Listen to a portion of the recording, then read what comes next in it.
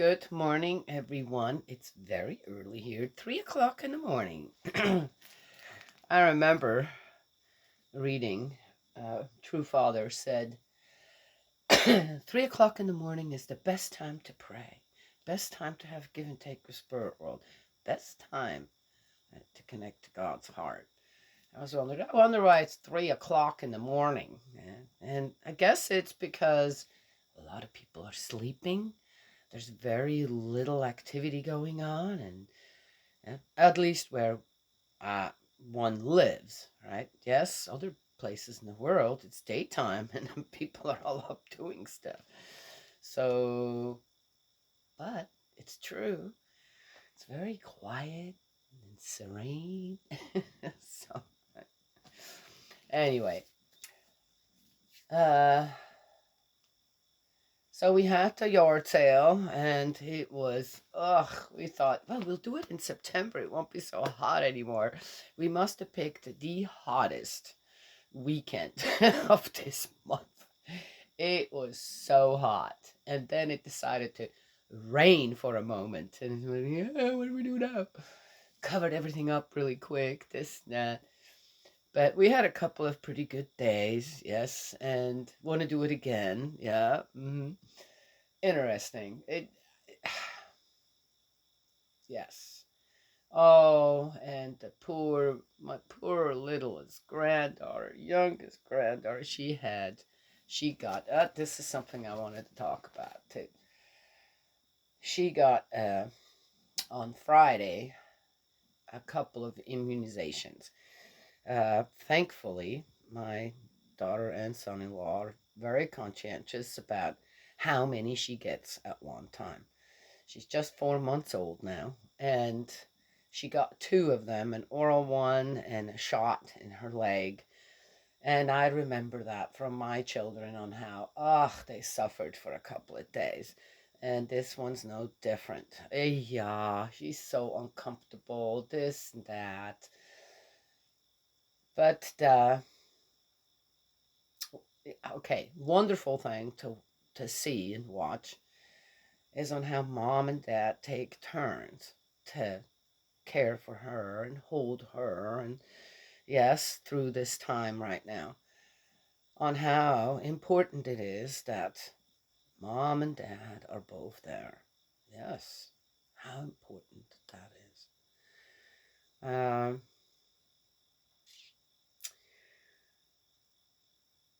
When the time came for our children to be immunized, uh, I did a lot of reading on that because there was all this information out there, pros and cons, and my children, all of them, were born very healthy, and myself physically, I never suffered of hair loss or losing my teeth, or starting to have problems with one of my organs, like kidneys, for example, can be affected by pregnancy, certain other things. Never did I have a problem. And always bounced back pretty quickly. And all my children were very, very, very healthy. So, knowing that, seeing that, and my babies, to not immunize them, I felt was unjust in a way. And the reason for that, to me, was there are children born, they're not healthy. They have certain problems and they can't be immunized. The dangers of all kinds of complications due to an immunization is too great. Which then means if my children who are healthy, who are not immunized, yes, cruising around out there, uh, could easily be carriers of this or that and give that to a child that could be much more affected by either the immunization or getting a childhood disease. So, yes, I consider not just my own circumstances and have, since I've been young, been doing that, but I'm looking at the whole. and what people are dealing with out there. And when I became a mother and had children, I didn't just consider myself as a mother and my children, but I considered other mothers out there with their babies and what they're going through, and how I could be the best possible environment with my children for mothers who have children who are much more susceptible to uh, viruses and bacteria, or viruses especially. Yes, yes, and to create the best possible healthy environment for those moms and children as well. Does that make sense? But as I read up on the immunizations, this and that, and what complications they could cause, every child that I came across that had complications with immunizations was exactly a child that already had an underlying issue. Or, more recently, given too many immunizations at once. And I don't know why doctors are doing that. I have no idea why people become pediatricians and then don't know on how a baby's system works, on how it has to develop, right? Immunity has to develop, right? And that 6 immunizations at once, 2. My granddaughter had 2, and she's suffering, will be suffering for a couple of days with a fever because, okay, again, go read up on what immunizations do. You are getting basically a shot of live or dead virus, whatever, right? And it causes a reaction, and a low grade reaction in the system. And anyway, so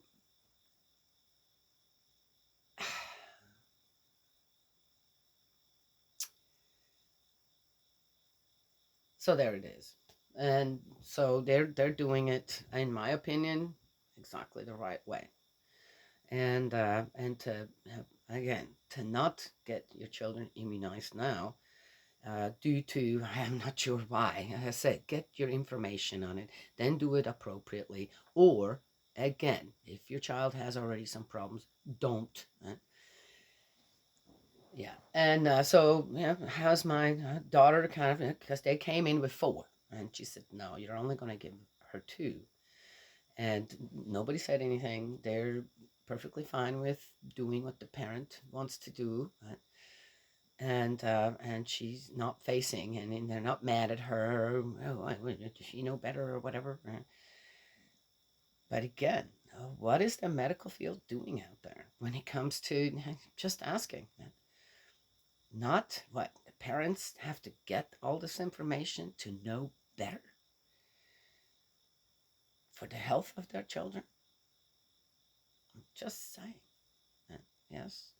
Anyway, so I would say this today will be day 3. She'll be probably doing a little better, but poor little thing.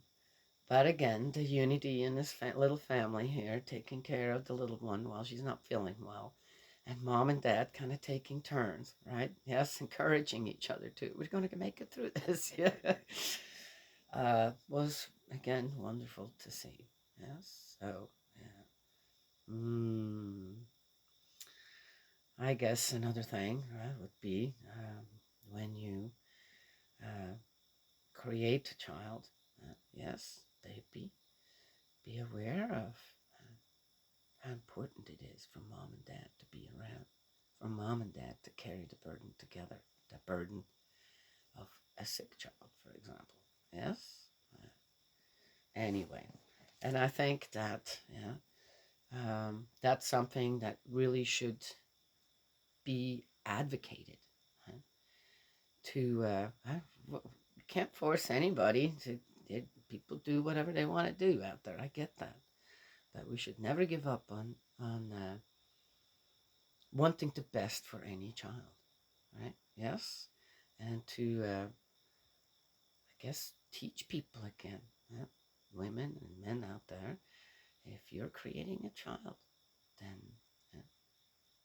make sure that you're united, that you commit and take that responsibility. together. Yes? Okay. All right, so let's get going here. Anywho. Oh, so hot yesterday. Oh, was I hot? I was just dripping sweat. Brr. Oh, yeah, so I had some hot flash days too on top of the heat. Had a great time though. One of my daughter's friends came to visit again. She comes almost every time. She's off as well. They work together, so they're off on the same days. And and she's wonderful to talk to. I love her. She's such a beautiful spirit. Yes. Just wonderful. Just I love her. Oh, and she's oh gosh, I have my neck's been hurting, and she's gone to the chiropractor, which I think anyone. I've never been to a chiropractor, but I've heard that after you go, you do hurt for a couple of days afterwards when they write some things, and she's like, oh, my neck's just hurting, but she also went because of that. And I said, I have that St. John's wort oil. Would you like to try it? I make that myself as well. And she's like, well, anything. Yeah. So I went and got it and I rubbed it on her. And then I said, let me know if it's working. And she's like, and after about 15, 20 minutes, she goes, gosh, I do feel better. And then a couple hours later, I did it again. And by the time she left, she says, oh my gosh, she says, it's working. It's really working. I feel great now. So I gave her some to take home, and she says, so can I just use that once a day? So she can use that as often as you want. And there's no limit on how often you put that on. You only need a little bit. Anyway, and sure enough, my leg was hurting really bad last night. And I used it on my leg, and it was amazing. Within, again, it takes about 15, 20 minutes. And gosh, my leg felt much better. So, it's St. John's wort oil. It's the plant is called St. John's wort, and there are about 200 different varieties of St. John's wort. So you need to know if you were to go out there and gather it yourself, which one it is. It's not that hard to recognize. Most lesser varieties are much smaller, and they kind of grow a little bit like in a bunch. Yes, but they're much smaller. And the true St. John's, true, the one that is used for medicine or to make this oil, is much taller. Yes, and the stems as they get older. And the flowers bloom, have a little red tinge to it. Yes, okay. So I have plenty on the property and where I live in the mountains, and collect it myself, and then use olive oil, put it in, and it takes about 3 months for the plant to be infused in the olive oil, and it starts to turn red. And you have the right plant when it does that. But it's amazing for muscles and nerves. Yes, and not just to alleviate pain. It actually really works on the muscles and the nerves. Again, to kind of reconstruct them, or to what nerves? When they start to bother you, it means they're aggravated, right? Aggravated, stimulated in the wrong way or something. And with muscles, it's the same thing. And so it calms them down. The St. John's wort calms them down. Supposedly, it's also as a tea. People drink it for depression. Yes. And supposedly, even just putting that on your skin's an organ as well, right? Yes. It also helps with that. Isn't that something? Okay. Well, anyway, an amazing plant I've worked with for a long time. And I'm always happy to see when someone says, yeah, I'd like to try that. And then it works for them. Yeah. And I love that. I love that give and take. It brings me so much closer to God's heart, too, with what He created for us. Yes, out there to discover, and then share it. Ugh, ugh. Okay, all right. Daniela. Mm-hmm. Oh, I also want to say, if you buy it, what I've found in the stores to buy, first of all, it's very, very expensive. and it has this like pink tinge, and that's about it. And that's not going to do the job. I have it right here actually. Do you see the color of this one? Right.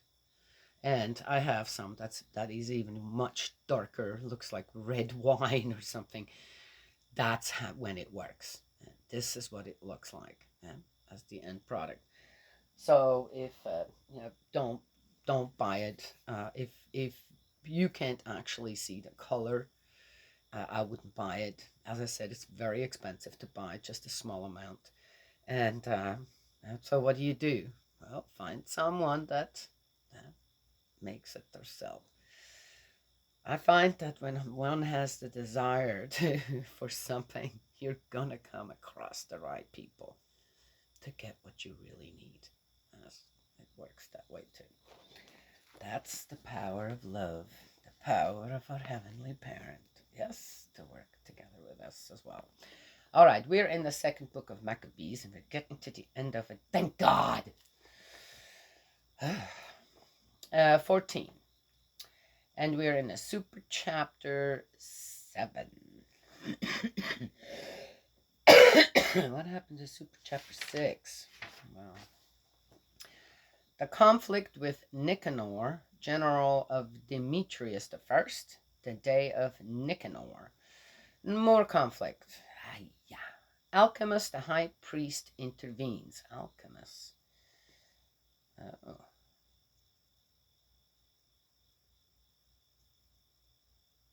Alchemists. Huh.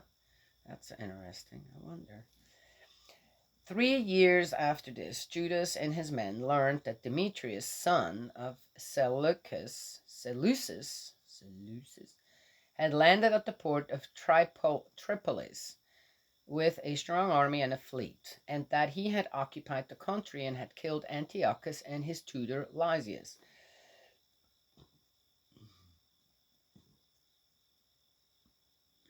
God Almighty. A certain Alcimus, a former high priest, of whom and what, I'd like to know. A former high priest.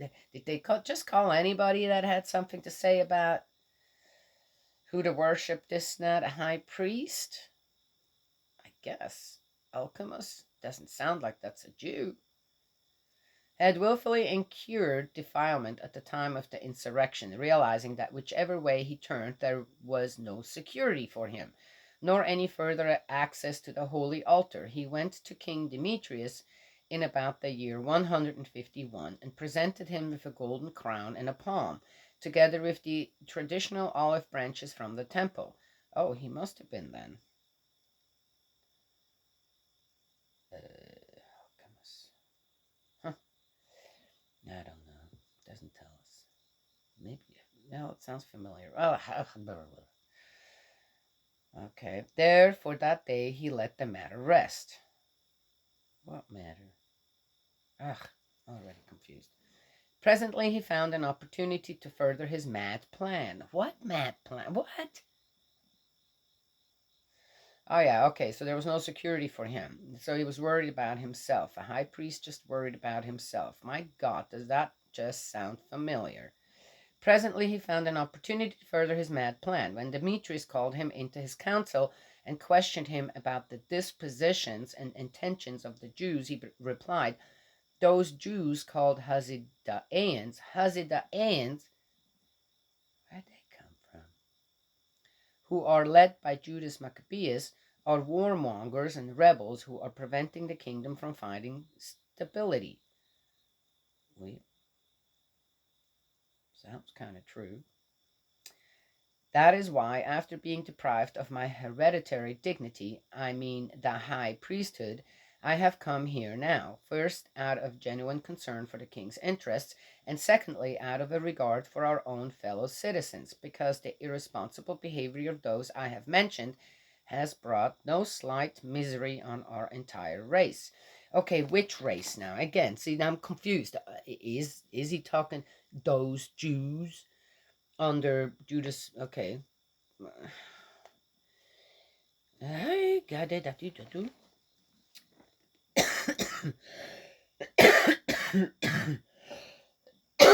What I find interesting, if he was actually a Jewish high priest, why is he going to Demetrius?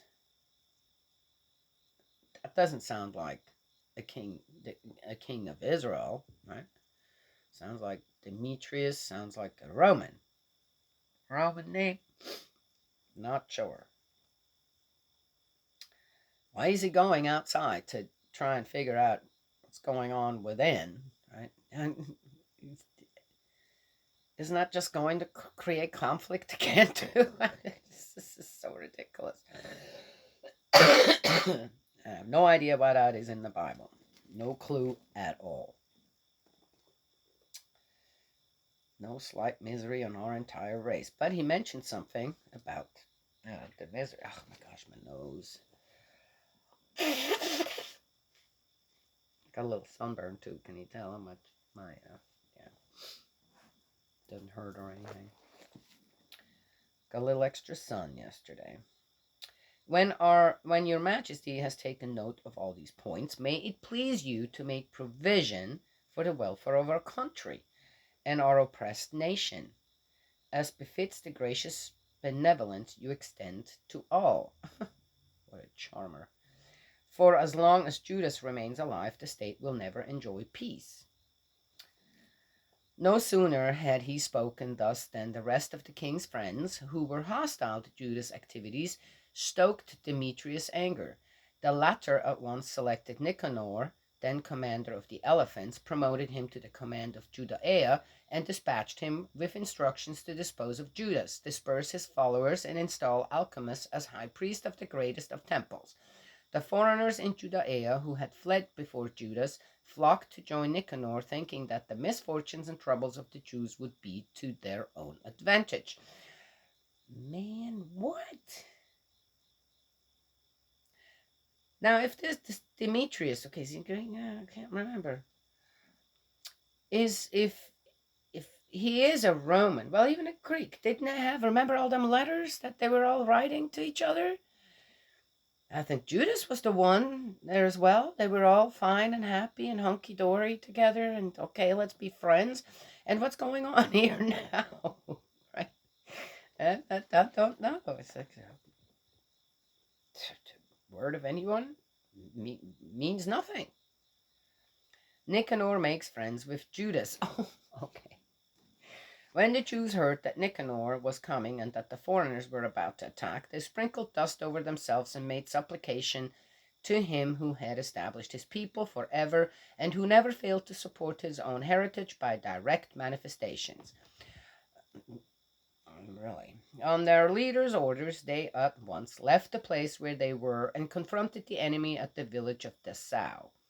Simon, brother of Judas, engaged Nicanor, but owing to the sudden arrival of the enemy, suffered a slight reverse. Oh, what just happened to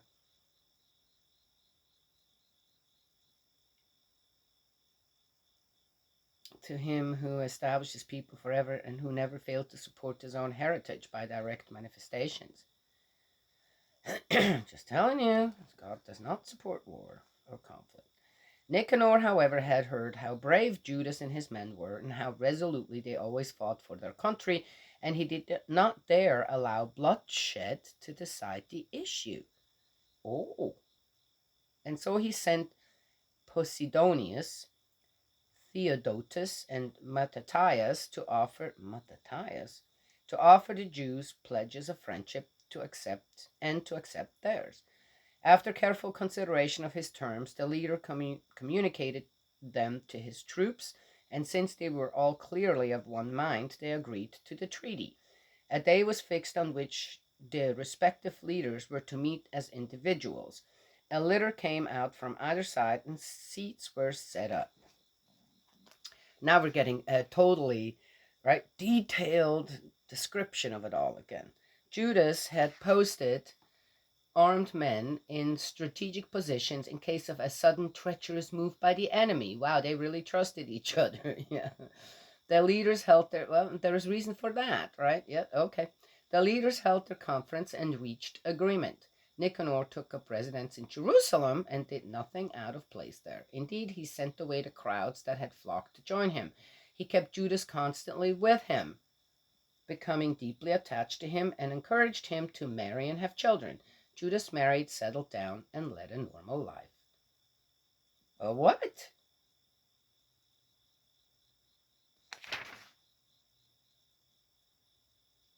Okay. Well, that's a turn of events.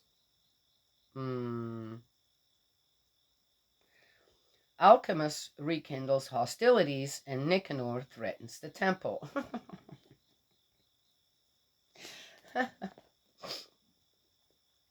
When Alcimus saw how friendly the two men had become, he went to Demetrius with a copy of the treaty they had signed, and told him that Nicanor was harboring thoughts against the interest of the state, and was planning that Judas, an enemy of the realm, should fill the next vacancy among the friends of the king.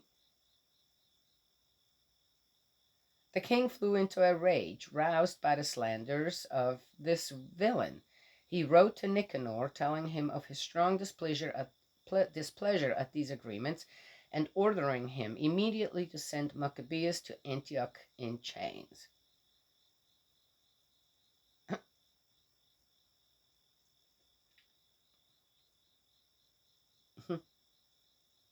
When the and these people are in. Okay, Daniel, don't go there. I talked enough about this. When the letter reached Nicanor, he was very much upset, for he disliked the prospect of breaking an agreement with a man who had done nothing wrong. Since, however, there was no way of opposing the king, he waited for an opportunity to carry out the order by a stratagem. Maccabeus began to notice that Nicanor was treating him more sharply, and that his manner of speaking to him was more abrupt than it had been, and he concluded that such sharpness could have no very good motive. He therefore collected a considerable number of his followers and got away from Nicanor. The latter, realizing that the man had well and truly outmaneuvered him, went to the greatest and holiest of temples, the temple, when the priests were offering the customary sacrifices, and ordered them to surrender Judas. When they protested on oath that they did not know where the wanted man could be, he stretched out his right hand towards the temple and swore this oath: "If you do not hand Judas over to me as prisoner, I shall raze this dwelling of God to the ground. I shall demolish the altar, and on this very spot I shall erect a splendid temple to Dionysus." With these words, he left them. The priests stretched out their hands to heaven, calling on him who has at all times done battle for our nation. This was their prayer: "O Lord, in need of nothing, it has pleased you that the temple where you dwell should be here with us. Now, therefore, Holy Lord of all holiness, preserve forever from all profanation this house so newly purified." Okay. The death of Ratzes. Now a man called Ratzes, one of the elders of Jerusalem, was denounced to Nicanor. He was a man who loved his countrymen and stood high in their esteem, and he was known as the father of the Jews because of his kindness. In the earlier days of the insurrection he had been convicted by Judaism, and he had risked both life and limb for Judaism with the utmost zeal. Nicanor, by way of demonstrating the enmity he had for the Jews, sent over 500 soldiers to arrest him, reckoning that if he eliminated this man he would be dealing them a severe blow. When the troops were on the point of capturing the tower, and were forcing the outer door and calling for fire to set the doors alight, Ratzes, finding himself completely surrounded, fell on his own sword, nobly resolving to die rather than fall into the clutches of these villains, and suffer outrages unworthy of his noble birth. If he was such a kind man, okay, which again, we haven't really heard anything about this Ratzes. What did he actually do? Why did the people hold him in such high esteem? And supposedly he never veered off from his faith, right? Yes, yeah. And I could see, now reading this, and in the way that it is being told again, Right? Oh, he didn't want to fall into the hands of, I would say, he looked at this whole situation, 500 people plus, might have been even more, coming to get him, and they're starting to destroy things. And no doubt the people might come out and wanting to defend him. And he's going, I'm not going to have other people die for me. I'm going to have to just die myself now. Be done with it. That's what I'm getting.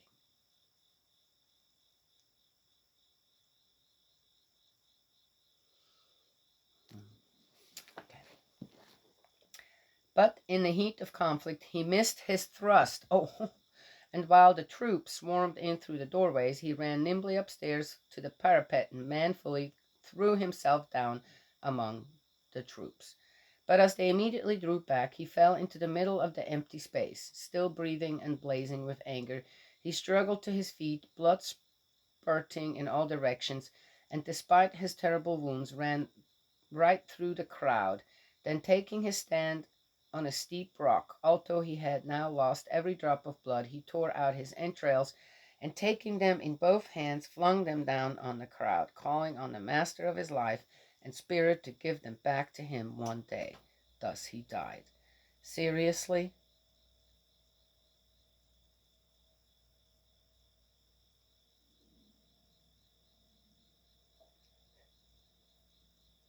All right. No, that did not happen. I do not believe that. No. So I should have stopped reading right there when he fell on his own sword. Be done with it, right?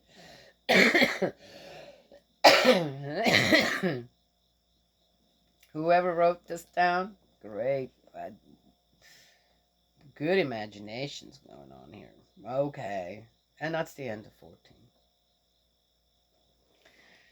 The death of Ratzes. Mm. Anywho, I feel like anytime I want to give someone some credit here for, oh wow, that sounds right. That sounds according to God's will. I'm getting a little more. I'm going, what? What happened now? Yes, I want to see some positive things here. And I want to find God's word, God's will. I'm being shut down every time I try. Right? Yes? Well, anyway, it is what it is.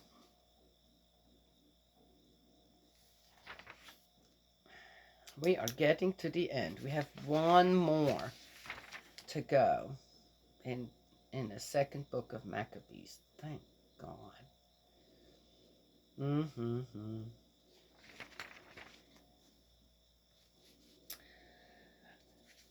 Uh,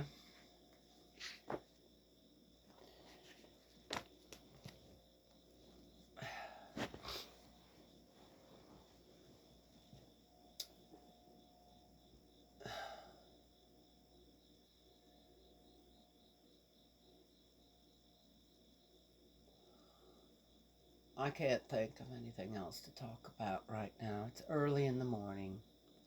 Oh, it's already been 33 minutes, so that means 33, 3 o'clock in the morning, 33. Okay, now it's 10 to 4. Uh,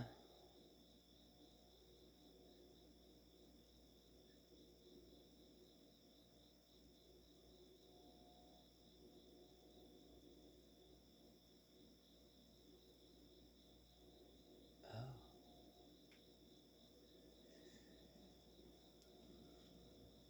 So I don't really have anything else to say right now. I'm going to save it for tomorrow. Well, that's it, my dear people. It's a lazy Sunday today. And my grandson's birthday party today. So I'm going to a little birthday party for him. And they had to reschedule it because my daughter had tested positive for COVID. I've already talked about that. And so it's going to be today. I hope the little one will feel okay. I might stay home with her then. I'll see. I want to be there. I had my, it was my, I think I mentioned that already too. My oldest daughter's and her husband's 10th anniversary.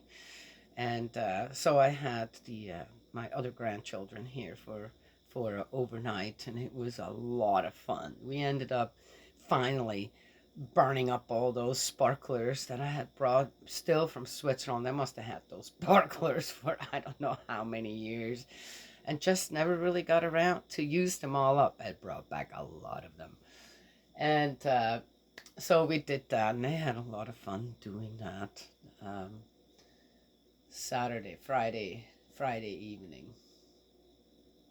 Yeah, we did that. And it's fun to have them here. They're so easy to take care of. I mean, just wonderful. Just wonderful to have them. And I hadn't seen them in a little while, so it was great. It's just great. Just love it. Love it. That was an interesting thing during the whole yard sale weekend we had here. Many grandmas, couple were great grandmas, and we just had the most amazing conversations together. Just loved it. Loved to see also their just joy and love for their grandchildren and great grandchildren. One of them was here, and she says, "Yeah, my mom's now 93 years old, still living," and so that would be the great grandma, right? And too many of them that they have, and it was it,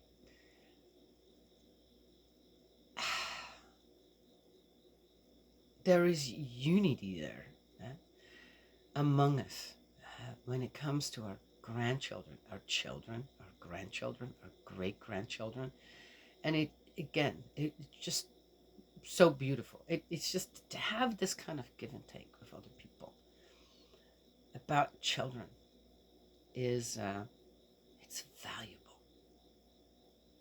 And of course, I gave them a very good deal on anything they wanted.